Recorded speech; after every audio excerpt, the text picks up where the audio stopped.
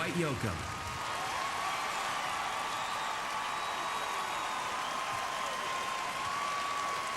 Buck Owens was the best friend that country music could have ever hoped for, especially in the early 1960s, when country music had moved away from the traditional honky-tonk sounds of the 40s and 50s. I want to read you a message that he ran as an ad in the March 1965 issue of Music City News. It said, "I shall sing no song that is not a country song. I shall make no record that is not a country record. I refuse to be known as anything but a country singer." Signed, Buck Owens. Now, well, I have to add that after making that statement, the first thing that he recorded and released as a single was a cover of Chuck Berry's rock and roll standard Memphis. Now, to a lot of people, that would seem like a blatant contradiction. But when Buck was confronted with this, he replied in pure Buck Owens fashion, "I don't care what format played Chuck Berry. I don't care if he's black or white. I love him as an artist, and Memphis is a country song." It was pointed out by a writer at the time that no matter what song it was, when Buck Owens sang it, it indeed became a country song.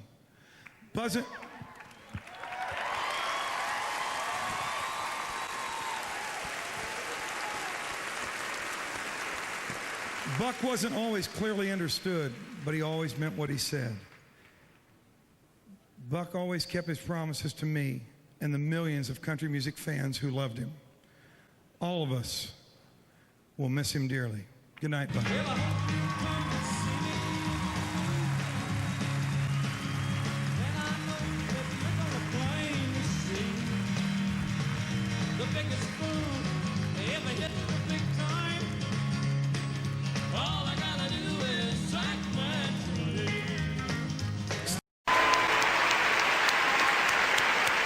Congratulations.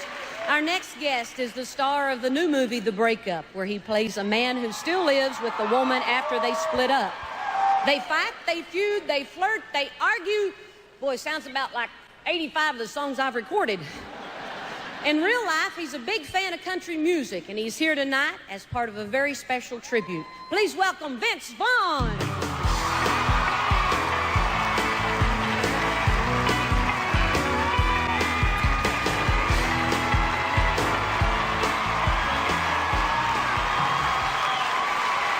How are you?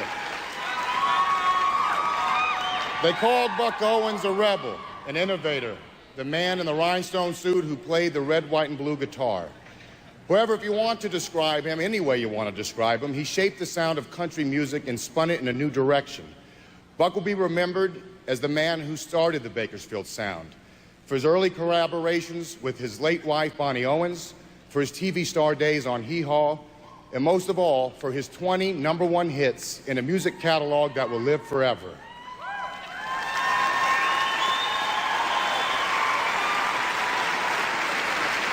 I will always remember Buck Owens as a very kind and a very generous man. In fact, Buck Owens gave me this guitar, which I have here on stage with me tonight, and no one is allowed to touch this guitar.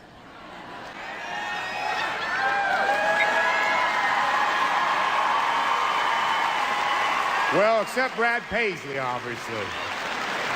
Anyhow, Buck's good friend, Mr. Dwight Yoakam, has put together a super band to perform some of Buck Owens' classics tonight and illustrate how far-reaching his influence was and what an amazing group of musicians we have here.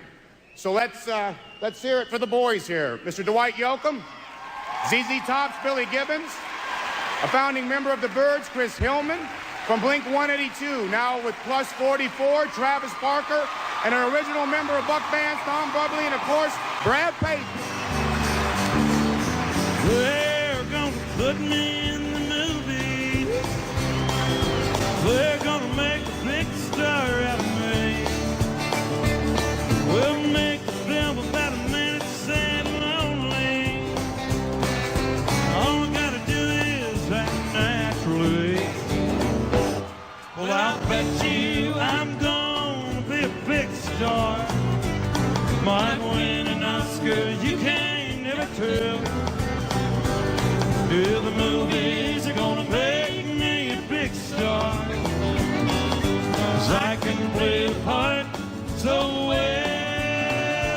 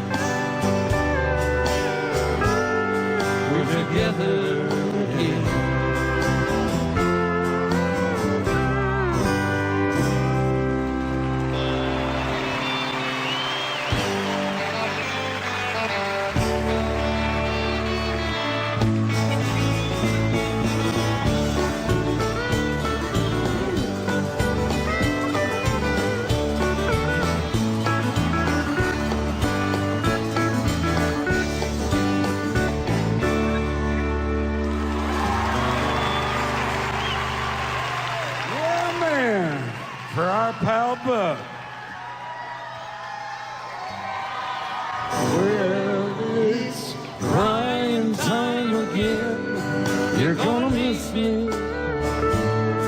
I can see that far away look in your eyes. I can tell by the way you hold me, darling, but it won't be long before it's crying time. No, it won't be long before it's crying time.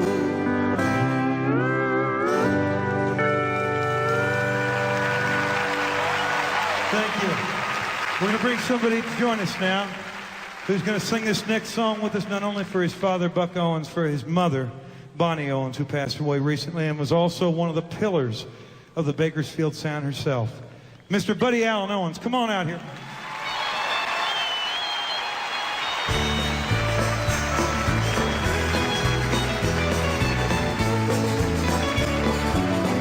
Well, I came here looking for something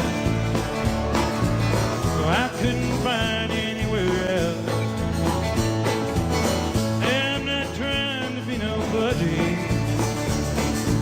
I just want to change to be myself.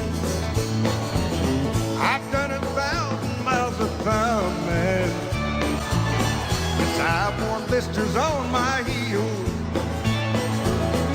trying to find me something better here on the streets of Bakersfield. You don't know me, but you don't like me. Say you care, that's how I feel. But how many of you sit and judge me? Ever walk the streets of Bakersfield? How many of you sit and judge me? Ever walk the streets of Bakersfield?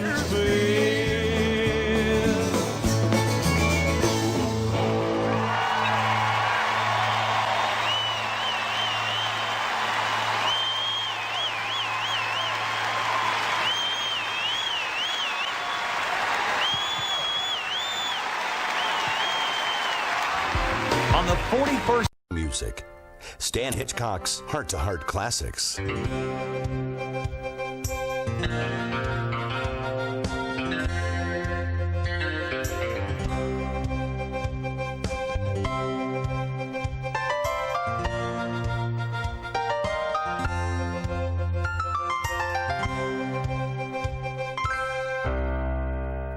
Last time we talked in Chicago, me and you and Dwight, I told you that the first thing I remembered of Buck Owens was you playing flat top guitar on a favorite song of mine back in the, what, 50s, I guess it was? Yeah, 55. Of Tommy Collins, a song called High on the Hilltop.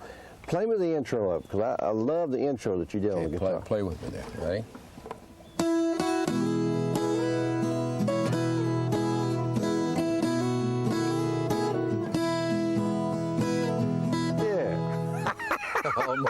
Oh, Mr. Last one, we'd have to take two. Yeah, do another take on it.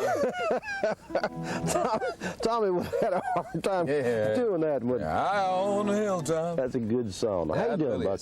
You're doing good, ain't you? Oh, really well. They're running you to death, man. All of a sudden, everybody's jerking at you. Come over here and do this. Isn't that funny how a year ago I couldn't get arrested? Hey, a year ago you were laying up on your laurels, didn't need to get arrested.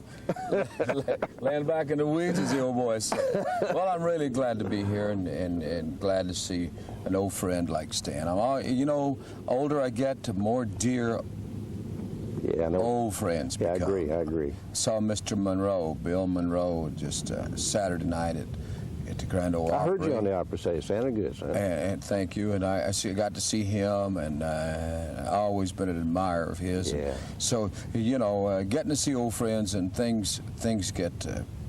old good friends mean a lot. I saw Harlan Howard, Harlan Howard, saw him again last night. And, just here I am today, I'm visiting with you, and you and I go back there way yonder too. We'll just leave it like that. We don't have to tell how many years. Well, you got a new video. We got it the other day, and of course we're playing it on Hot Dog. Hot Dog. It's funny. I love it. Love the production of it. That was a good Looks like you had production. fun. Well, my baby works in a hot dog stand, making them hot dogs as fast as you can. Up steps a cat, yells, don't be slow, and get me 2 hot dogs ready to go. Hot dog! She's my baby. Hot dog! Drives me crazy. Hot dog! I don't mean maybe when he ought to see my baby at the hot dog stand. But in the cool of the evening when the sun goes down, all the chicks and the cats all are gathering around. They order hot dogs and red soda pop and head down the road to a hip cat hop. Hot dog! You know that song, Stan, I recorded that song more than 30 years ago in an attempt to do a rockabilly record. And I put it under the name of Corky Jones, of course, and I know you know all that. 1956. Okay. And because in those days, you know, the country folks didn't take too kindly to people wanting to get above their raising. That's right. And if you even look like make a living, yeah, if you even look like you smiling over at that rockabilly station where to try to get them to play record, you're out of the Shriners' coy. You know, you're in bad shape. So that's why I did that under the name of Corky Jones. And then, you know, when I got ready to record this time. Well, I had so much emphasis on hot dog. You know, my wife, Jennifer, loves hot dog. She's cooking hot dogs one night. She's steaming these weenies, and I was gathering up material. You know, and I walked in the kitchen and I saw the hot dogs. I said, "My baby works in a hot dog stand," and she says, "What is that?" You know, and I said, "It's a song about a guy in a hot dog stand," and she loved that song. And then, so I put that song in the collection of songs. You know how we always get a lot of songs, and we pick them out. And everybody, when I was playing it, everybody that would come close to my office, you know, I play things loud. Everybody would come close to my office. Every time they'd hear hot dog, somebody would show up in the office, and they always would end up, they'd come in smiling. It's a happy song. Yeah, and so I thought, well, what the heck? Hot dog, here I go again. You shot it right downtown in L.A., didn't you? Yeah, it's a Tail of the Pup there. That's a world famous hot dog stand, and we were there all night long. I mean, folks, we were there for a week one night, as the old saying used to say. We shot it there and just really had a terrific crew and had a terrific time. Yeah. That's my first modern day video. You know, of course, you were a pioneer in country music television, country music as it relates to television. Your early show with the Buckaroos and the Buck Owens Ranch show, still great. And you sent me, I really appreciate it. You promised me last time we talked, you'd send me a collection of the old stuff off the old shows, and you did. And we're getting so much mail on the stuff. You know, Together Again and Tiger with a Tail. And and see Don Rich on there. You know, is. What you see there is what Don Rich really was, you know. The long, lonely nights are now at an end. The key to my heart you hold in your hand. Great Don Rich stories. If we have time, I just tell it to you real quick. Don, it's a typical Don Rich story. Telephone rings, it's 4 o'clock in the morning, he says hello, and the voice on the other end says, "Hello, Don, my car battery's dead. Could you come over and give me a jump?" And Don says, "Sure I can. Where are you?" And they tell him the address, and he'll say, "Well, you know, let me get some clothes on," and then he'll say, okay, what time is it? And the guy say, it's 4 o'clock in the morning. And he say, okay, I'll be right there. And he'll say, oh, who is this? That's the truth. That's the truth. That really happened. Just a good guy. His wife told me that story. That's the kind of guy he was. The last thing was, you know, to me, the first thing they do that to me, I'm going to say, who the hell is this? Stan who? I don't even know you. You know, but I mean, most people, the first thing they want to know is, who is it? Don, that was the last thing to Don. Yeah. He'd get the jumper cables and he'd be over, you know. And then he'd say, who is this? And, you know, so losing that... He helped make your sound. He helped make the Buck Owens, that high tenor, and Well, and his fiddle playing, his guitar playing, and just his presence, you know, just being around. He absolutely was part of what I did. We're together again.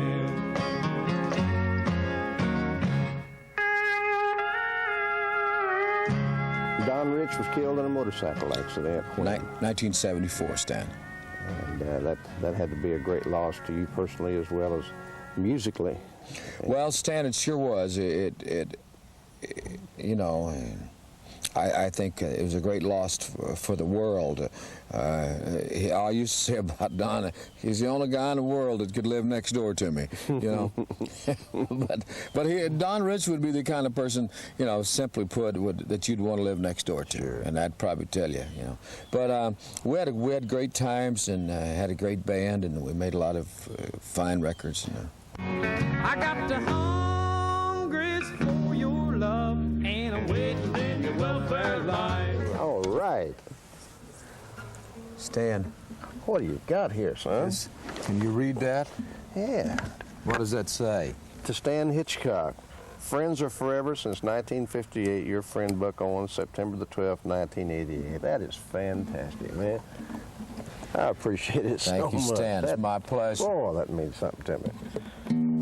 And you didn't even tune it. Well, yeah, I tuned it, but Jim was playing it over there and got it out of tune. Oh, what a beautiful thing, man. What a beautiful sentiment. That's for your That office will, there. that will be proudly put in my office. You know, as you get a little older, sometimes it seems like what happens here is that you start to, I don't know if you get smarter or if you just get more sentimental or if you have a little more time to think about what you're going to do.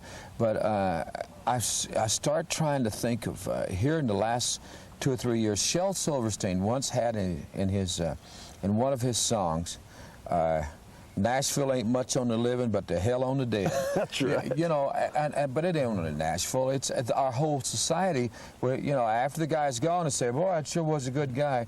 That's happened to, you know, we give him the flowers to smell. But I think what's happened to me is I've seen had the idea that and had an occasion to lose a few people in the past few years that I'm wishing that I had recognized them before. And so what I've been trying to remember to do, that if an accolade of some sort is due a person, or if it's just someone that I want to remember as a great friend, or I want to say that while they can still hear it. That's great, man.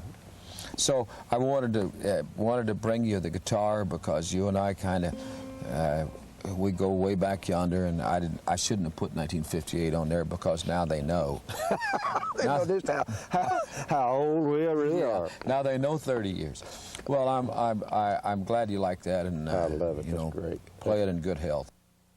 What can I see with this car? What is it? What is it? Well, it's Buck got, on it? it's got Buck, but I think we need Dwight down here somewhere. Well, I was going to have that put on there, but see, Dwight is about 6 or 8 letters. Well, you know. if you add a little piece up here, I think it'd fit right up here. Well, you got Dwight and Buck. Okay. All right, Or is Dwight. it Buck and Dwight? Well, it's one of the two. Hey, I want to tell you this.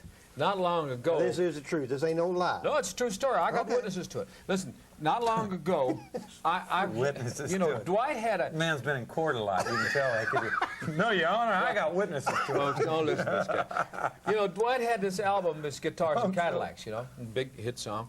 And, you know, and I liked the kid a lot, you know, and so I Yeah, decided. the only thing that kept that song from going #1. What's that? There were I two like- stations in the whole country wouldn't go on Mine, that song. right. Cuz and KNIX in Phoenix. Yeah, Both of them held me out at #1. Buck Station. At Buck stations. So I said to Dwight, I got a '59 Cadillac convertible Coupe de Ville. I'm going to give you. And he said, well, that's nice of you. So the other Well, I day. started to wonder right off. Well, but it What, was a you couple know, months what the ago. hitch was. So the other day, I took it down to his office. Well, I had it. There's people, and so he and I had to go over. They wanted some pictures of it and so forth, and so we drove from his office in Hollywood now down to this hotel down Hollywood Boulevard. Now we ain't got no top. We're sitting there. He got on his cowboy hat. No top. No, he cut the top off his car. Man. Well, I made him Yeah, like a convertible. It took a chisel, you know. But anyway, Actually, now we're riding along Hollywood Boulevard. Now you got to know that it's slow driving, man, and there's people everywhere you look, and I reach over and turn the radio on the country station there, KLAC, you know, and I turn it up, and I said, "It's a nice sounding radio," and he said, "Yeah," and he starts changing it. So the first thing he does is he changes it over to some Mexican music station, which, you know, and these people are all looking at us anyway. You know, they got this red Cadillac convertible driving down, no top, and we're driving along, and here's this cowboy driving along listening to Mexican music. So I said, Dwight, everybody's looking at us, and he says, "I'm ignoring them." You know, so we drive on further. No easy feet. So I says, "Well, change the station." And so he changes the station. He puts it over on a rock and roll station. Now we're driving along, and I says, "Dwight." So, you know, pretty soon I'll put it back over on KLAC. The next thing he does, he goes and puts it back on a Mexican station. Here we have to ride about 1.5 miles down this road, man. Everybody looking at us, and they're waving at us, and people are taking pictures of us. And I'm sure they didn't know who he was, but they knew he was somebody. I came here looking for something I couldn't find anywhere else. Hey, I'm not trying to be nobody. I just want a chance to be myself. I've spent 1,000 miles of coming. Yes, I've worn blisters on my heels, trying to find me something better on the streets of Bakersfield. I was here in Chicago, and it's been great to us. And we're talking a few minutes ago about Buck always having a strong audience here in Chicago. And weightlifters and stuff. Yeah, I'm hoping they're not out in force tonight, because, you know, it could get ugly. You guys missed the point. You know, Speaking of the some of the people that, you know, he said, "Well, you know, I've still got a lot of fans out there." He told them for his tour, and boy, sometimes they've shown up and they've been mad, mean. I've thrown things at him. That ain't true, folks. No, that ain't true. The crowds on this tour, that's been one of the most gratifying things to me to experience on this, has been to watch the crowds respond to Buck coming on stage again. And it's almost, it's a joy to watch him give something to them that they've not had for a long time, which is his music and him appearing live. And just tickles me. I got the hungries for your love, and I'm waiting in your welfare line. Well, I ain't got nothing but the shirt on my back and an old two-button suit. Walked out of my job about a week ago. Now I'm sleeping in a telephone booth.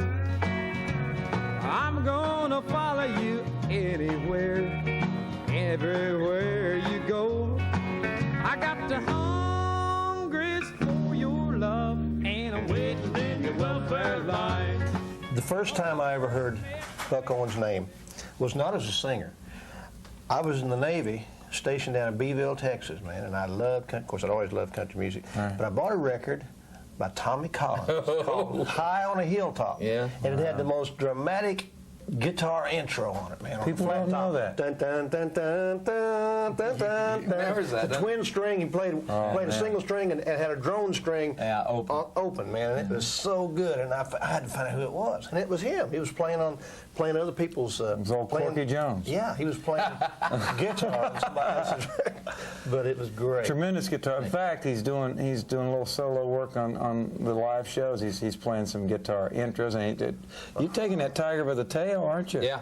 Taking it by the tail and just slinging it all around the room. Pete lets me play tiger by the tail. Oh, Pete let him play anything. No, I'm teasing. I'm teasing. Yeah, he's having fun and doing lots of fun.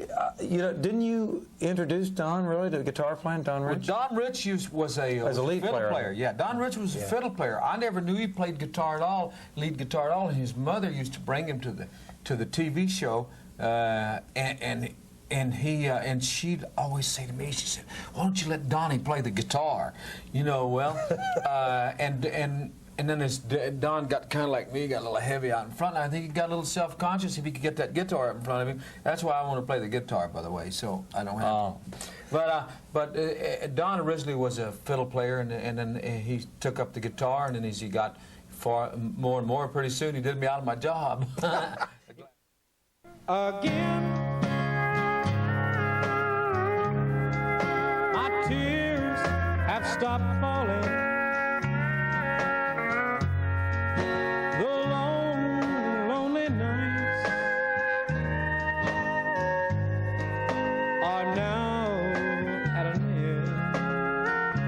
Tom Brumley, tell me about your trip out west to join the Buck Owens band in when? Well, it was 1964. Tell me about it. Yeah, Buck had called, and I went out there and got out there about 3 or 4 days before I started to work with him. And he said, don't worry about your guitar and amp and stuff. I have all the equipment you need. We have a Fender endorsement. And so I just left everything home, and mistake. But I got out there about 4 days before I started to work with him, and he said no rehearsal. I went out to see him, we're going to rehearse, no rehearsals. And so I said, well, let me see my guitar, and I'll get it all set up and, you know, get it in tune and make sure everything's working. And he said, don't worry about it, we'll get it out a little later. And I finally got to see it an hour before a gig, that first job with him. And when I got it, Surprise. And Jay McDonald, who was his previous steel player, had the last night he'd played, he had took all the strings and ripped them off, and Oh, boy. all the cables were unhooked. There's a Fender 1000. All the cables were unhooked, and some of the pedals broken off. And me and old Don Rich jumped on that thing and got strings on it and got 2 pedals working. And we had to back up Rose Maddox, too. She was opening for Buck that night, so you know what I mean. And no rehearsal. So anyway, it came out okay. And 2 days later, we went in the studio, and that's when I did it together again with Buck on that same guitar. The key to my heart, you hold in your hand, and nothing else matters now. We're together again.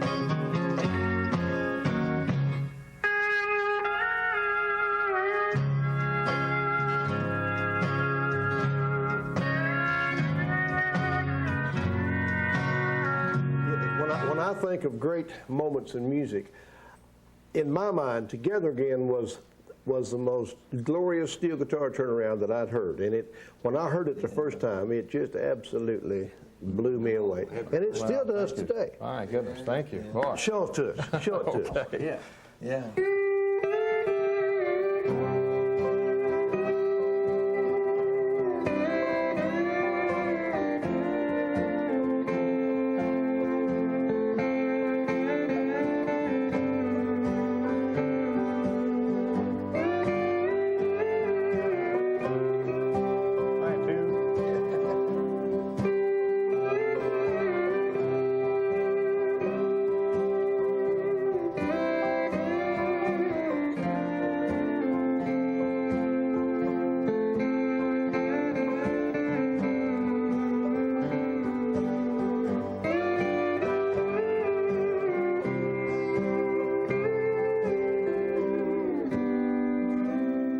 Modulate, just gotta modulate the D. Yeah, modulate the D.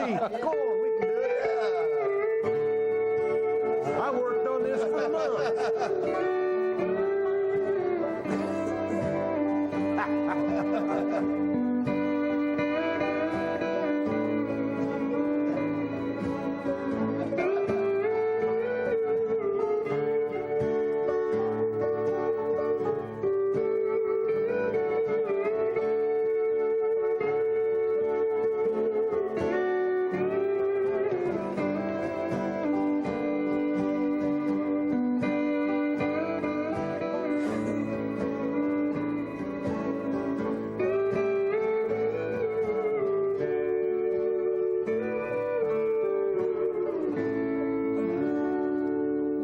Tom Brumley, yeah, I love it. The greatest country song, country record that I think ever been recorded. Perfect harmony, perfect guitar, best steel guitar turnaround that Brumley did. Tom Brumley. Tom Brumley. In fact, he was down, he said Tom sat in with us in Austin, Texas that night. Got up and played steel guitars. He lives just outside of Austin. Great guy. They're gonna put me in the movie. They're gonna make a big star out of me. We'll make a scene about a man that's sad and lonely. And all I gotta do is act naturally. Thank you, Stan. You know, I don't know if we made it clear on the first part, but he don't know I'm going to do this, but you know, Stan and I used to tour together all through the 60s, and I know he don't never tell that, but that is the truth. And I called Stan and asked Stan to come up here and to Chicago, and I really appreciate you coming. Thank you. It's great to see you on stage again. Well, it's nice to see you. It's only been about 25 years for you and me. Trying to find me something better here on the streets of Bakersfield.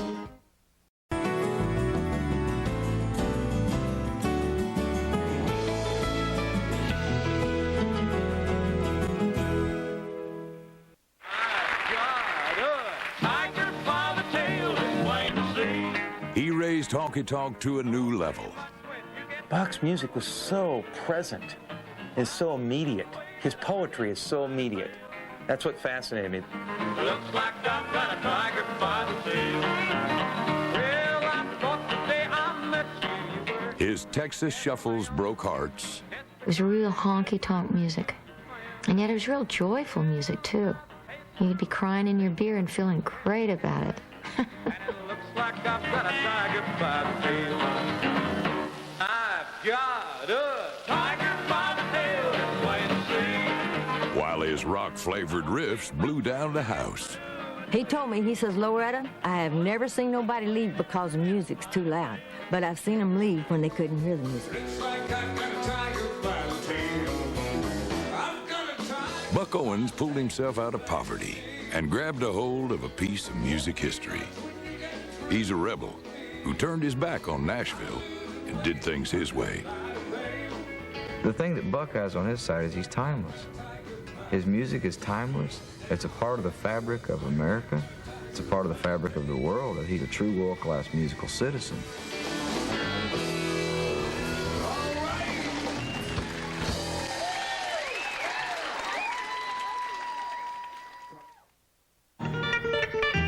From the moment Buck Owens hit the scene, he struck a powerful chord. I think the first thing to me that made Buck's music stick out from some of the other stuff was the harsh Telecaster that had that raunchy tone to it. Scorned by country purists, Buck stayed true to his music, maintaining control and dignity. They don't tell Buck what to do. Buck tells them what they can do with his music. And that's a nice position for any artist to be in. It's a position that's garnered Buck more than 20 #1 hits and a multi-million-dollar empire.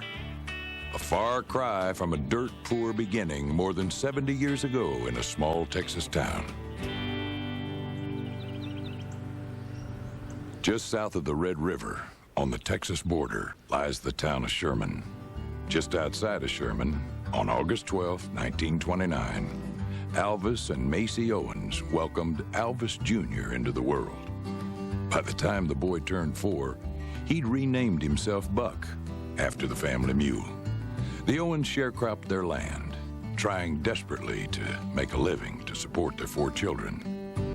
They were just real hard-working people. His mother was a musician, played piano in church. His dad took any job he could get to feed the family, from driving a truck to digging ditches to loading trucks to picking peaches, whatever he could find.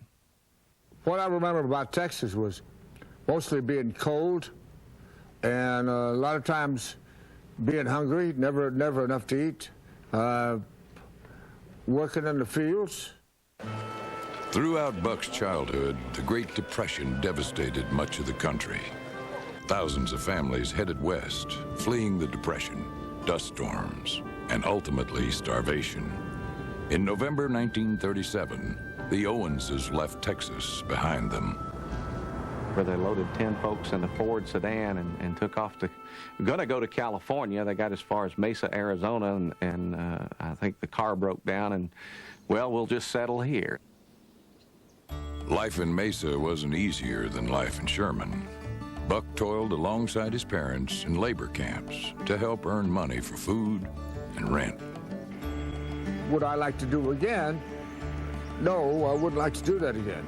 But it was very educational, and it certainly made you appreciate later times when you had a furnace to turn up and an air conditioner to turn on. One thing Buck did have was music. His dad blew harmonica, and two of his uncles played guitar. After a hard day in the fields, Buck soaked up the sounds that drifted through the labor camps. There'd be a row of cabins, maybe 20 of them on each side of the little old road, and there might be music going on in 4 or 5 different ones of them. And so, as a kid, I mean, way after dark, as long as you stayed in the camp, why, my mother and dad felt it was all right, you know. You just go, and they're sitting out in the front somewhere, and all acoustic instruments. Buck's early musical education was filled with bluegrass, folk, blues, and country. He also spent a fair amount of time listening to the family's little battery-powered radio.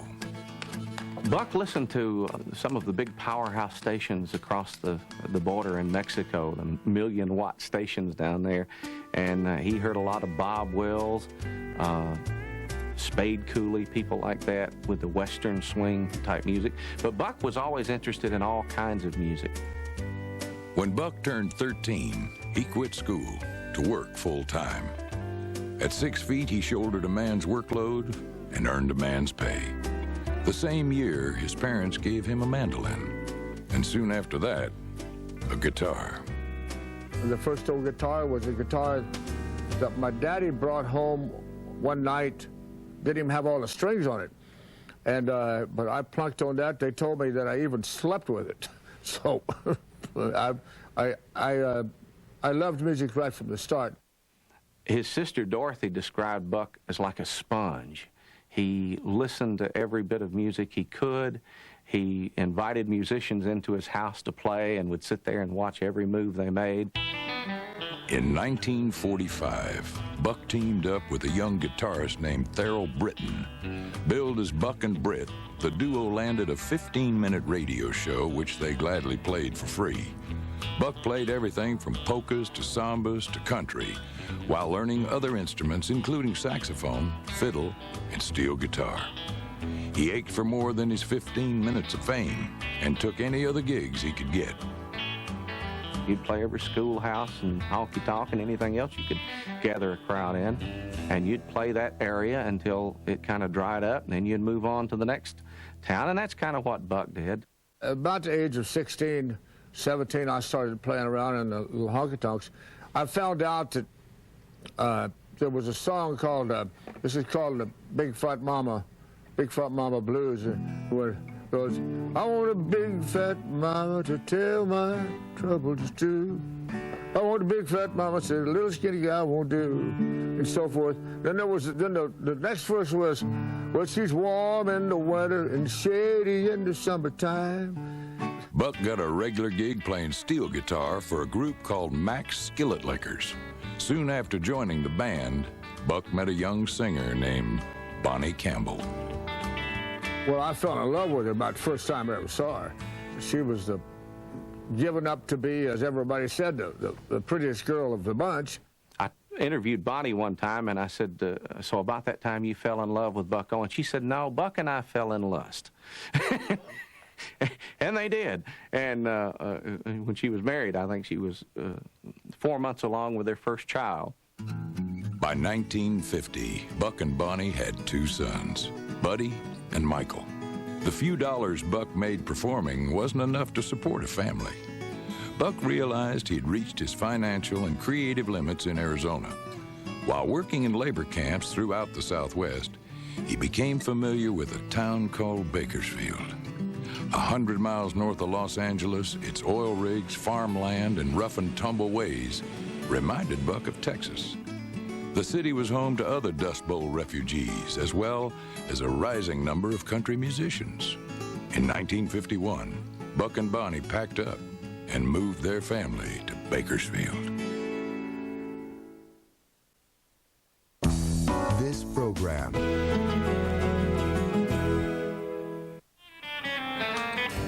In 1951, Bakersfield, California boasted a booming country scene. Texas country star Bob Wills spent a lot of time there, and it was home to other artists like the Maddox Brothers and Rose and Ferlin Husky.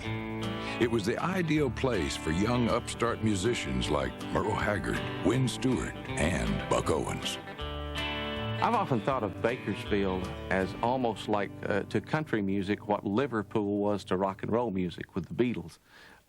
It was a very fertile ground for a different kind of country music. Nashville was going to a softer sound, more lush, the Nashville sound as it's been called, while Bakersfield was going for the raw, honky-tonk type sound.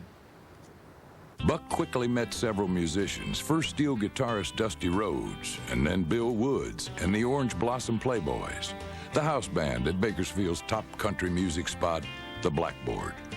For the next 7 years, the Blackboard gave Buck a steady paycheck and an ongoing education. That was the University of Buck Owens. It was where Buck learned his craft.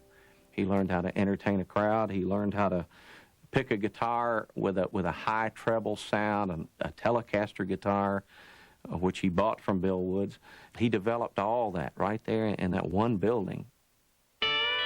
Buck's Fender Telecaster was a revolutionary new guitar that added bite to his guitar licks. The Blackboard crowds were rowdy, tough, and the music had to match. Though he'd been hired as a lead guitarist, he soon began singing too. Just 22 years old, Buck was having the time of his life. He enjoyed all the attention showered on him, a little too much attention for some. The biggest trouble and the most trouble I ever had in my entire life was when I was trying to have too many women at the same time. That wasn't mine. And so eventually Bonnie got tired of all that, and she cut me loose. In a 53, we divorced. That same year, a local singer named Tommy Collins invited Buck to play session guitar. One of the songs was called You Better Not Do That, and featured a Buck Owens guitar intro. The song became a huge hit, and Capitol Records' Ken Nelson appreciated Buck's contribution. For the next few years, Nelson used Buck on recordings by stars like Gene Vincent, Tommy Sands, and Stan Freberg. Buck's style was evolving, a blend of influences old and new. I think my style came from people like Little Richard and Bob Wills. You take that and you mix that up, the big Texas swing 2-beat, and you put it with the Little Richard music, you mix it up, and out I came. By 1956, Buck had a new wife named Phyllis and a new son named Johnny. That same year, fellow country artist Wynn Stewart introduced Buck to Harlan Howard, an aspiring songwriter. The two immediately hit it off and began writing songs together. We found out we really could write good together. And Buck's a great melody guy, you know, and he kind of leave me alone because I'm a better poet than he is, you know, and so that's kind of the way our songs came together.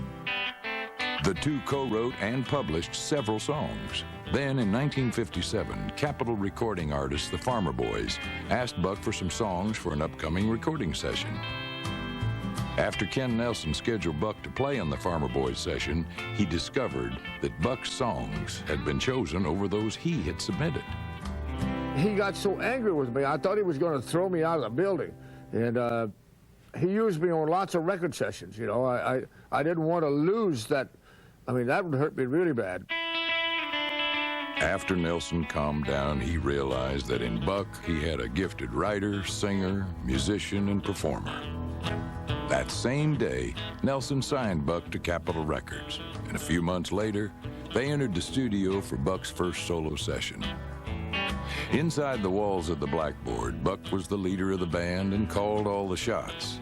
But inside the walls of the studio, there were producers calling for backup vocalists and different musical arrangements.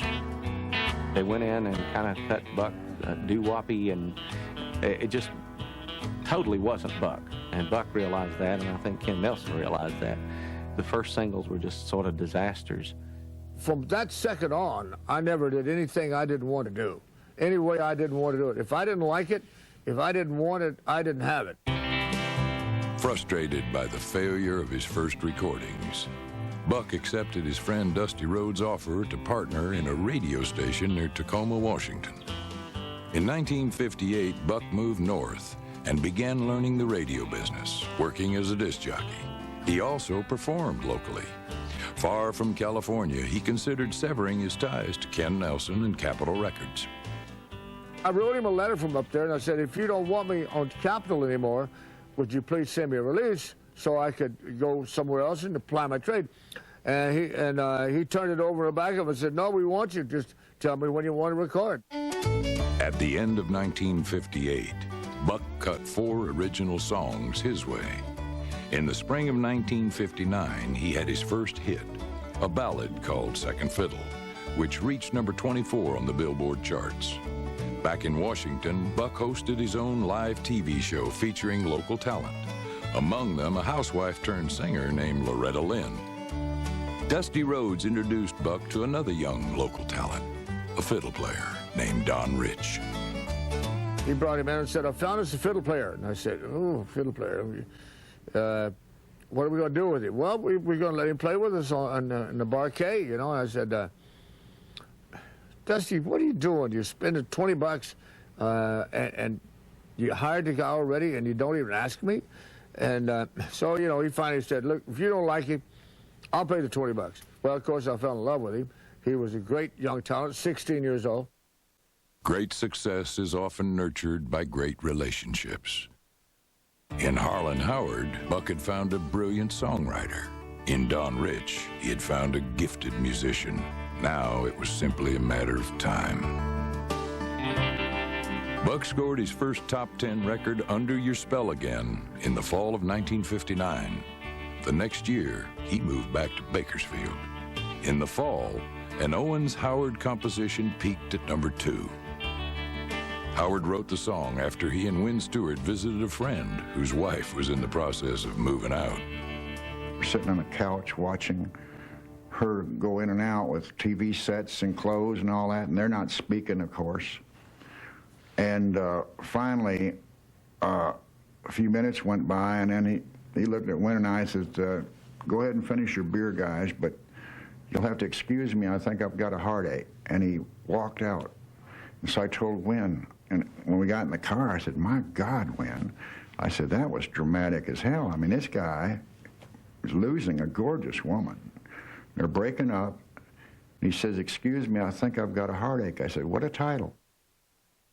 Excuse Me, I Think I Got a Heartache helped Buck win Cashbox Magazine's Most Promising Country and Western Singer of the Year award.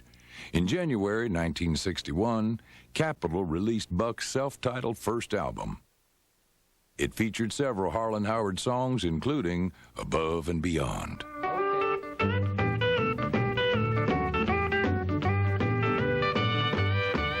We met by chance, and I knew at a glance that I'd found my destiny.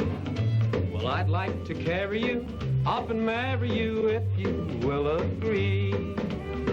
And I'll give you love that's above and beyond the call of love, and I'll never ever make you cry. Yes, I'll give you love that's above and beyond the call of love, and love something that money can't buy. Don Rich followed Buck down to Bakersfield, and the two traveled around the country in an old Ford, playing in every honky-tonk they could. During their time together, Don learned and then mastered Buck's guitar style. The two men forged a bond that went far beyond their music. Don and I were not kin, at least not that I knew of, but it could have very easily been that way. He almost seemed like he could almost read my mind. We were so closely attuned to one another after just a short period of time. It was amazing. In the early 1960s, Nashville embraced the lush, soft sound typified by Eddie Arnold and Jim Reeves. Buck and Don, on the other hand, were the only duo in all of country music jamming with twin Telecasters. Though some fans enjoyed having the roof blown off of their local country juke joint, Buck tirelessly crusaded to win over a much larger audience. Whenever he would go out and play all these dates, these one-nighters, he would go to every radio station along the way and be interviewed. And he would get to know all the disc jockeys, the music directors, the program directors, and he would get to be real good friends with them all. He would stay in contact. He would write them thank you notes. He would do all kinds of great business savvy things that really helped promote his career in grassroots level, almost as a politician. After 2 full years on the road and 8 years of nightly performances before that, Buck teetered on the edge of success. His unconventional style and dogged determination combined to create what he called the freight train sound. Buck's train was about to rumble out of Bakersfield and blast through every station in the nation.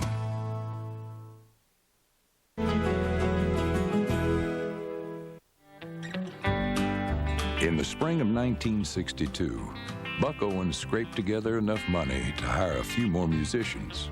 Up until that time, his band consisted of himself and Don Rich. One of Buck's early bass players was a Bakersfield ex-con named Merle Haggard. Haggard came up with a name for the band, the Buckaroos. The group got a huge boost the following year when one of Buck's records shot to the top of the charts. They're gonna put me in the movies. They're gonna make a big star out of me. We'll make a scene about a man that's sad and lonely, and all I gotta do is act naturally. Well, I'll bet you I'm gonna be a big star. Act Naturally stayed at #1 for a month. Its rock-influenced beat firmly established Buck as a powerful new musical force. Among the song's many fans were the Beatles, who successfully covered the tune. Well, I hope you'll come to see me in the movie. Though some country traditionalists rejected Buck as a rock and roller in country clothing, millions of others embraced him as an exciting and unmistakable new talent. It was very much Buck Owens when it came on the radio. You didn't have to ask any questions. Same with Johnny Cash. I always was drawn to people that had an image and a sound that worked together. And I was very much a fan of bands, and he promoted his band, you know, and I thought, when I grow up, I want to do that. Buck followed up Act Naturally with Love's Gonna Live Here, a ballad that spent 4 months at #1. His next single, My Heart Skips a Beat, landed at #2. In an unprecedented musical feat, the single's flip side, Together Again, hit #1, and then the two songs swapped positions. Buck had done more than arrive. He had come and he had conquered. Buck always said he created his records for AM radio, and he knew the dynamics of AM radio. And he was even accused sometimes of running a tape through a little black box that put a secret sound on it or something. But no, that wasn't it. He knew what he wanted and he went for it. Together again. My tears have stopped falling. An enormous part of Buck's popularity stemmed from his pairing with Don Rich. The two men complemented each other perfectly. Their guitars, their voices, and their very essence blended seamlessly in a magical musical union. The key to my heart, you hold in your hand, and nothing else matters now. We're together again. That's something you can search the whole world for, and you can't buy that. That's a God-sent thing, your singing partner. A lot like your mate or your spiritual partner. And there's no doubt in my mind that Buck and Don were made for each other, their voices, their talents. A song like Together Again, you know, that sort of typified what you're looking for in a country song, something that very simply puts you in touch with a universal human emotion and yet leaves room for a million different variations on the theme of that particular story. You're back in my arms. now where you belong. Though Buck sang his share of ballads, most of his songs featured a churning, upbeat rhythm that became synonymous with his music. Don Rich compared it to a runaway locomotive. Buck's style followed in the footsteps of Hank Williams, while bringing something fresh to the mix. The public adored Buck, helping him stack up a pile of #1 hits, including more than 20 consecutive chart toppers. Buck co-wrote with Harlan Howard many of his hits, none bigger than a 1965 tune that almost didn't get written at all. He had this little chorus going for Tiger by the Tail, and I said, Buck, I want to write a ballad. I said, I really don't want to write something lightweight and crappy like Esso commercials at the time, Esso gas, put a tiger in your tank was the big slogan. There were tigers in the back of everybody's window. You had jiggling heads up and down and all that stuff. And every place you looked, billboards, was tiger, tiger, tiger. And I was really bored with the whole deal. And here he's wanting to write a song about something that's already driving me nuts. I've got a tiger by the tail, it's plain to see. I won't be my twin, you get through with me. Well, I'm a losing weight and I turn it mighty pale. Looks like I've got a tiger by the tail. Tiger by the Tail debuted at #8. It became one of Buck's biggest hits and established him as a crossover artist when it hit the top of the rock and roll charts. Already a huge country star, Buck now drew in legions of new fans. Looks like I've got a tiger by the tail. I've got a tiger by the tail, it's plain to see. I just loved rock and roll music and didn't really care that much for country music. But when Tiger by the Tail came on the radio station in Bakersfield, that was a big deal. And all my friends came and said, I've heard your dad's record on the radio. It sounds really cool. And all of a sudden, Buck Owens was very cool with all of my friends. Buck's popularity afforded him a new lifestyle, including a large ranch complete with horses and cattle. It also meant that for the first time in his life, he didn't have to worry about money, but he did anyway. Harsh memories of dire poverty and his refusal to relinquish control drove Buck to expand his holdings.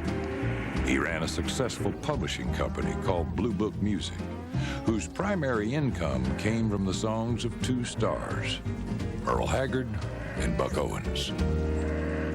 I never could see why I couldn't be a publisher. They said, you don't know anything about publishing. Pardon me. I said, I don't know anything about publishing, but, I mean, what do they do besides take half the money? Buck also formed Buck Owens Enterprises, a booking agency, and bought radio stations in Bakersfield and Phoenix. His acquisitions were good investments and gave him more control over his career and his future. I think Buck was even ahead of his time as far as an artist entrepreneur. He had the ability to make the money, to hang on to the money, and most of all, invest the money very, very wisely. A lot of artists didn't have that. A lot of artists have died paupers because of that. He never really just laid back and said, well, I'm doing good, you know, this is nice, you know, I'll take a break. I don't think he ever took a break. Throughout the mid-'60s, Buck hit the road for as many as 300 days a year. The Buckaroos played big and loud, filled with the same raw energy and honky-tonk atmosphere carried over from Buck's blackboard days. They serenaded fans with bittersweet tunes like Crying Time, and then blasted them out of their seats with Johnny B. Good. As fun-loving as he was on stage, behind the scenes, Buck demanded absolute order. I know that he did have a strict policy within his group and his organization, and there was to be no drugs and no alcohol, and you're to show up on time and do your job. And I respected him running a real tight ship like that.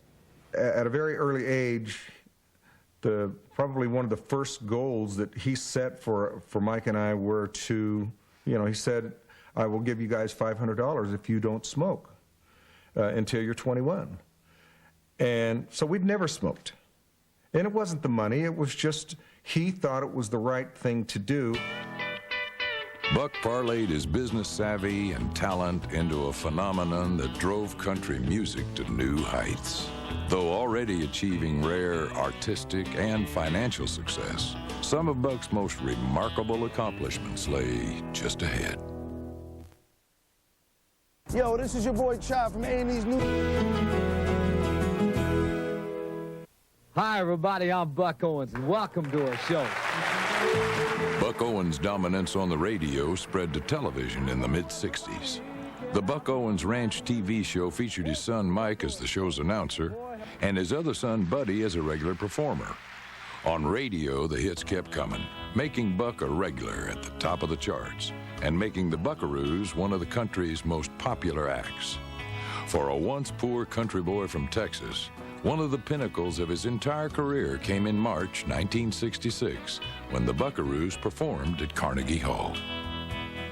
As soon as we got to Carnegie Hall, as soon as they opened the curtain, it was one of those real hip, let's hip, hoo, and hooray, and have a big time audiences, and so it was just head on. It was as good audience as I ever played for in my life.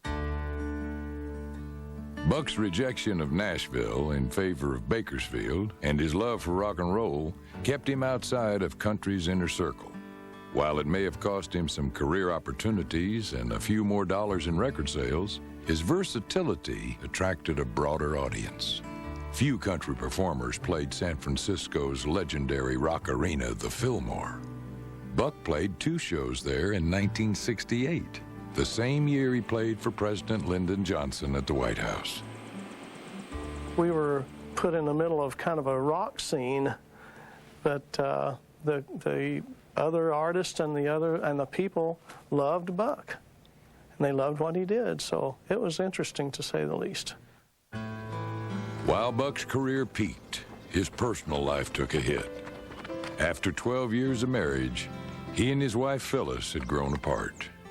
In 1968, they divorced. Just when he needed a project to take his mind off things, along came CBS with an offer to appear in a television pilot. The show aspired to be a country version of Laugh-In. Called Hee Haw, the pilot and subsequent episodes succeeded far beyond the network's expectations. Buck played a stereotypical country bumpkin, quick with a corny joke and a goofy guffaw. The problem for some fans came with the apparent transformation of Buck the brilliant country rebel to Buck the backwoods country hayseed. To me, Buck was never really Buck on that show. The Buck I saw on Hee Haw and the Buck that appeared at Carnegie Hall were 2 different people altogether. One was a very respected icon of country music, and the other was sort of a country clown. When it started out at $400,000 for the first year, you go there a couple of weeks, a week 2 different times, that figured out to be about $22,000 a show. And that meant you could make that money and you didn't have to go out anywhere on the road and stay at any hotel, go to any arena. You didn't have to do any of that stuff. And so I made a decision. I knew it was going to hurt the appearances, and I knew it was going to hurt the record sales. I mean, I remember what it did to Perry Como, what it did to Andy Williams. Buck's overexposure continued when Capitol flooded the market with 9 albums between the end of 1969 and the beginning of 1971. That same year, at the peak of his popularity, Buck Owens made a landmark business deal. Before signing a new contract with Capitol Records, Buck insisted on, and was granted, something that few artists before or since have obtained: ownership of all his recordings at the end of the contract. Yeah, you got to stand in there. You got to stand your ground, and record companies ain't dumb. They sell millions and millions of records, and they keep nearly all the money and give you a little. Then they keep your works in perpetuity. Not fair. Not fair. That deal translated into millions of dollars down the road. At the time, it gave Buck the freedom to expand his musical horizons. For 10 years, he churned out hit after hit, most of them songs following the same formula. Now he experimented by recording songs by Simon and Garfunkel, Bob Dylan, and Donovan. He also cut several bluegrass numbers. Overall, these albums didn't do well, but that didn't matter to Buck. I did things that I wanted to do without one thought whether they would be successful or not.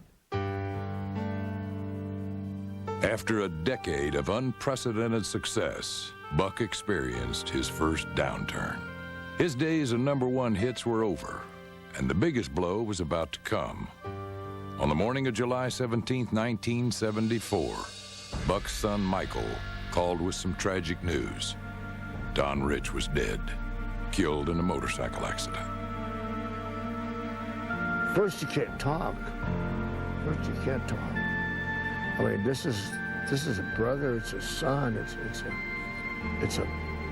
a soul thing. That his soul and mind corresponded with one another, and I never got over it. And I don't think I ever will.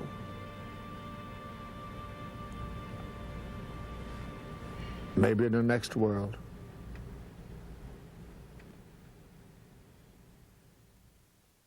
The joy of musical communion and the bond with a man closer than family were gone. Buck Owens spent the next decade searching for a way to fill the void in his music and his heart.